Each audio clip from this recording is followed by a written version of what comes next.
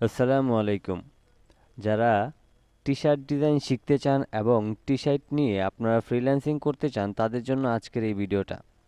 তো আমরা আজকের এই ভিডিও থেকে শিখব কিভাবে আমরা এই টি-শার্ট ডিজাইনটা তৈরি করতে পারি এবং আপনি কিভাবে এই আইডিয়াটা জেনারেট করবেন সেটাই আজকের এই ভিডিও থেকে সহজে শিখতে পারবেন।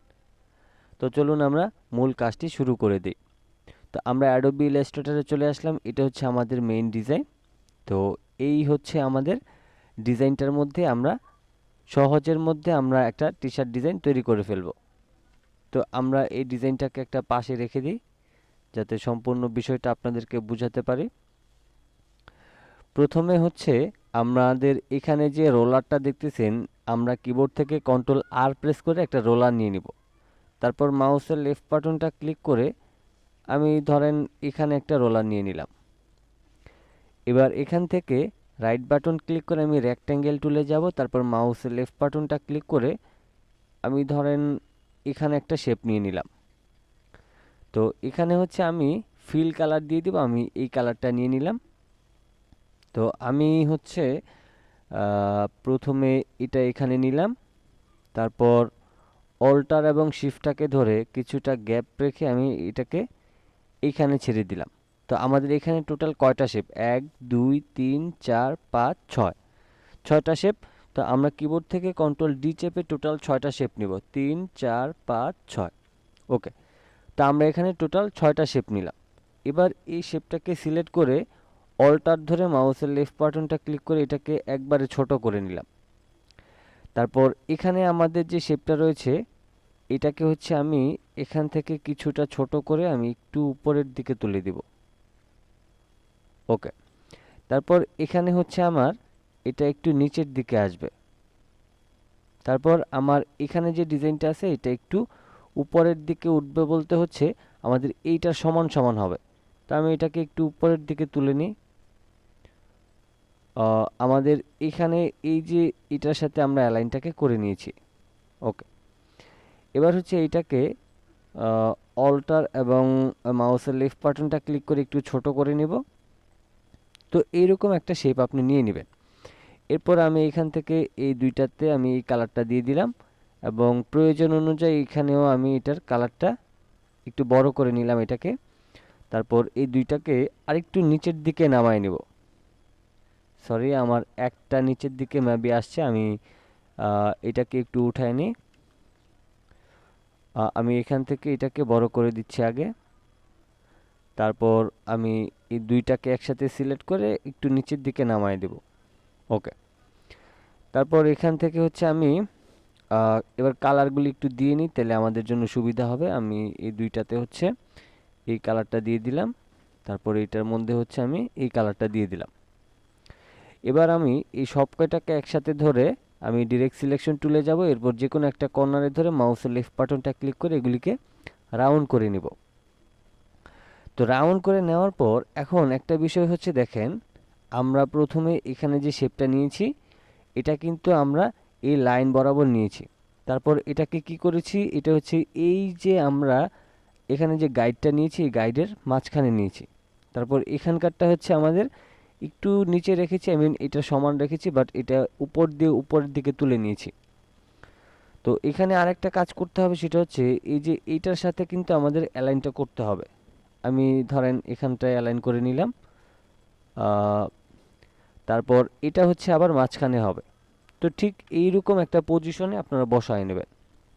বসায় নেওয়ার পর এখন আমাদের এখানে হচ্ছে এই যে ডিজাইন যে লেখাটা আছে এই ডিজাইন লেখাটা আমরা টাইপ টুলের মাধ্যমে লিখে নেব।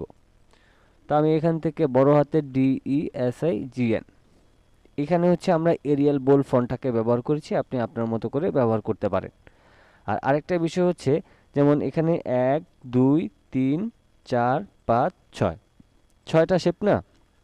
তো এখন হচ্ছে এখানে 6টা ওয়ার্ডের এমন একটা বাক্য উচ্চারণ হয় এরকম একটা ওয়ার্ড আপনি এখানে বসাতে পারেন। যেমন DESIGN, এটা হচ্ছে আমাদের 6টা ওয়ার্ডের এবং এখানে আমাদের টোটাল 6টা শেপ রয়েছে।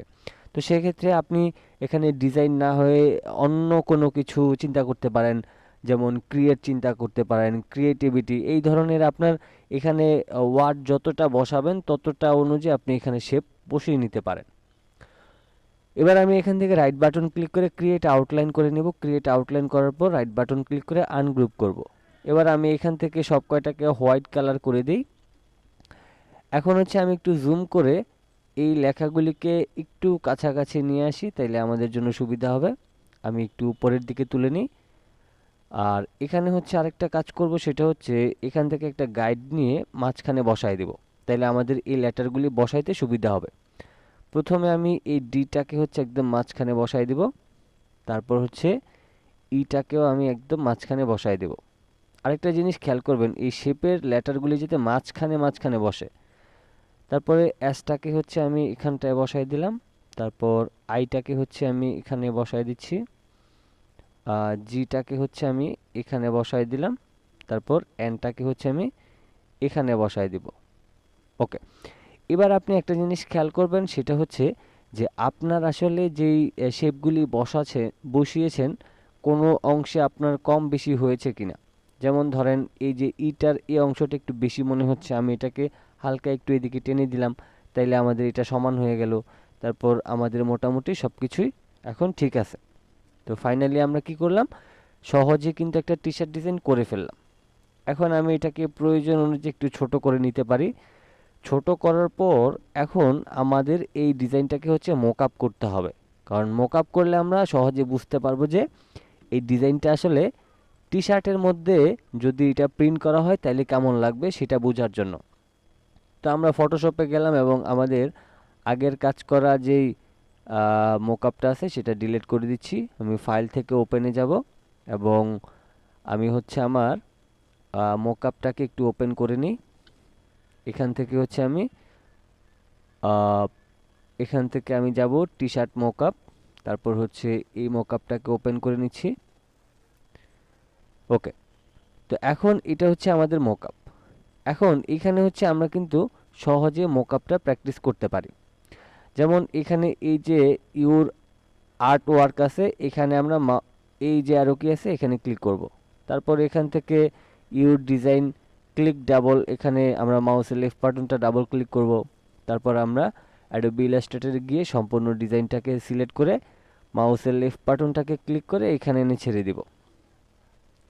তো এবার এই ডিজাইনটা বড় ছোট হইতে পারে, আপনি একটু ছোট করে আপনি আপনার মতো করে বসিয়ে নেবেন। আমি এখানে রেখে ওকেতে ক্লিক করলাম, তারপর এখান থেকে নিচের ডিজাইনটাকে আমি অফ করে দিলাম, কিবোর্ড থেকে কন্ট্রোল এস প্রেস করলাম।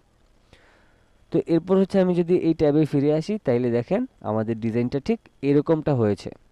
এবার হচ্ছে এখানে আমরা চাইলে টি শার্টের কালারও কিন্তু পরিবর্তন করতে পারবো।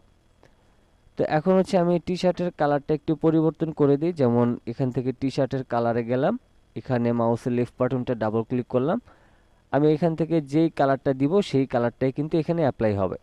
তো আমি এখান থেকে একটু লাইট টাইপের কালার অ্যাপ্লাই করতেছি, দেখি আসলে কি হয়। আমি এখান থেকে ওকে এই কালারটাই আমি রাখছি।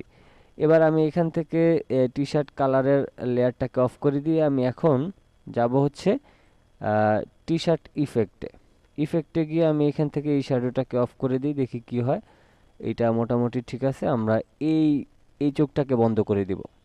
ওকে, এই চোখটাকে বন্ধ করে দেওয়ার পর এখন আমি এটাকে একটু ঠিক করে দিয়ে আমি টি শার্টের কালারটা আবার একটু পরিবর্তন করি।